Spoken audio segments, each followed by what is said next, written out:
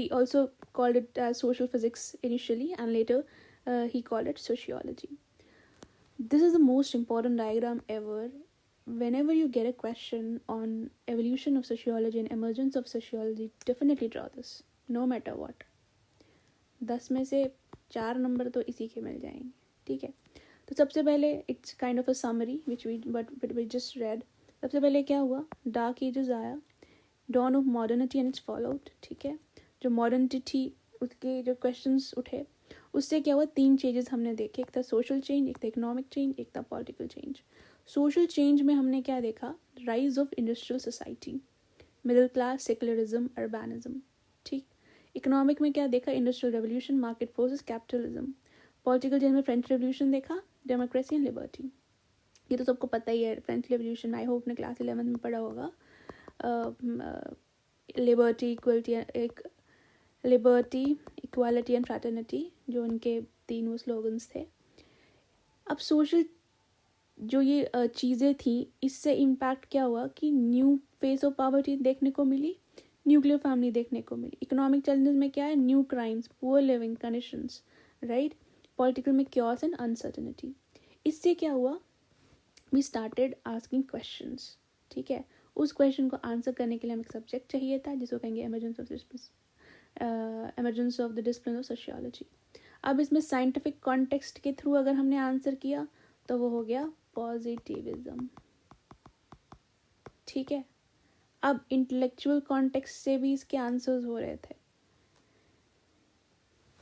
Next was, हमने पहले क्या पढ़ा, हमने पहले ये पढ़ा कि इंटेलेक्चुअल एमर्जेंस ऑफ सोशियोलॉजी पढ़ते, पहले हमने पढ़ा इंटेलेक्चुअल आइडियाज़. नेक्स्ट हम आ गए मटेरियल एंड सोशल डेवलपमेंट पे. मटेरियल सोशल डेवलपमेंट में क्या बात हुई कि ऑब्वियसली इंडस्ट्रियल रेवोल्यूशन स्टार्ट हो गया था, जिसकी वजह से कैपिटलिज्म आ गया. तो जो इंडस्ट्रियल रेवोल्यूशन है उसने फैक्ट्री सिस्टम प्रोड्यूस किया, ठीक है, जिससे क्या हुआ, मिडिल क्लास आ गई.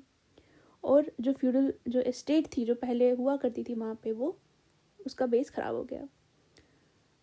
इसके कुछ पॉजिटिव्स भी थे बट कुछ नेगेटिव्स भी थे, ठीक है. इकोनॉमिक स्फीयर में देखा जाए तो इंडस्ट्रियल सिटीज़ ने एक कंप्लीट एक अर्बन न्यू वर्ल्ड ले आया. Factory system, home based production, पहले होम बेस्ड प्रोडक्शन थे, वहाँ उसकी जगह फैक्ट्री सिस्टम आ गया, ठीक है. सिर्फ सूट और ग्रिम था फैक्ट्रीज में, ओवर क्राउडेड स्लम्स हो गए, ठीक है. इंडस्ट्रियल वर्किंग क्लास आ गई, लेबर की हालत बहुत ख़राब हो गई, सैनिटेशन ख़राब रही, ठीक है. और एक न्यू फॉर्म्स ऑफ पावर्टी देखने को मिला. So new form of crimes थे. तो एक जो मिडिल क्लास थी वो भी एक न्यू स्ट्रक्चर की तरह सामने आई. तो इतने सारे जो क्वेश्चंस थे, इतने सारे जो चेंजेस थे, ये क्यों हो रहे थे और उसका आगे सोल्यूशन क्या है, ये तो समझ ही नहीं आ रहा था ये चीज़ें हो क्या रही हैं. इसीलिए देयर वाज अ नीड कि हम इन चीज़ों को पढ़ें, समझें, रिसर्च करें इस पर कि चल क्या रहा है. और ये भी एक कारण रहा एमर्जेंस ऑफ सोशियोलॉजी के. फिर रहा पॉलिटिकल डेवलपमेंट. पॉलिटिकल डेवलपमेंट बात मेन है ही फ्रेंच रेवोल्यूशन, ठीक है. तो फ्रेंच रेवोल्यूशन ही इसका मेन है. पॉलिटिकल में हम यही लिखेंगे. So we already know that society was divided into estates. क्या थे वो, nobility, clergy and the commoner. Nobility main थे, clergy were the businessmen and commoners जिनको कोई पूछता नहीं था, ठीक.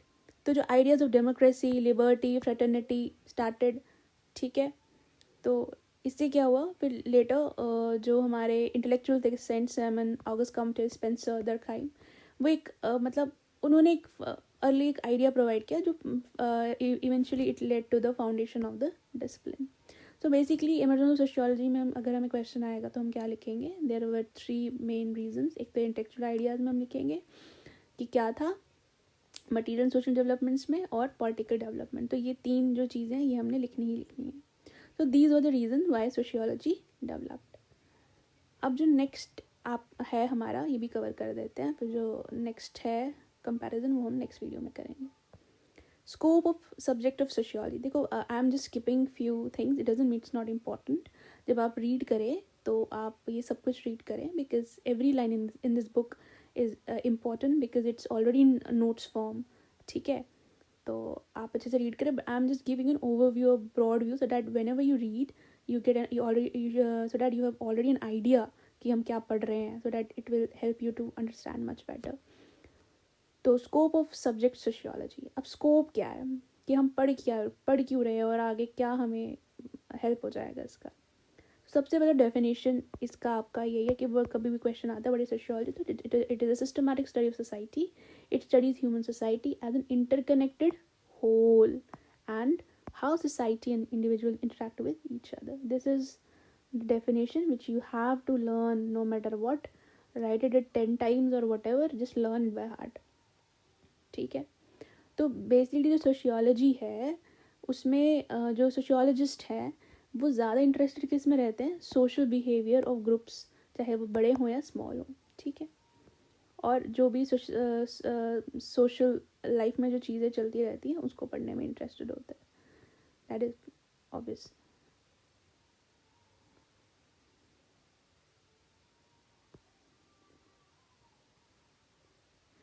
अब यहाँ पे डिफरेंट वो जो बताया गया, जैसे डरखाइम था वो सोशल फैक्ट्स पे इंटरेस्टेड इन सोसाइटी में पढ़ने के लिए सोशल फैक्ट्स पे उसने फोकस किया. अभी दीज टर्म्स विल लिटरली सर के ऊपर से जाएंगे because we are not familiar with these words yet. So ये सब हम चैप्टर 4 में पढ़ेंगे जो कि है sociological thinkers, very very important. ठीक है. तो दिस इज जस्ट इंट्रोडक्शन और a very brief thing about. जैसे मार्क्स है, उसने स्कोप ऑफ सोशियोलॉजी में क्या कहा कि dynamic of forces and relation of production. Weber ने क्या कहा,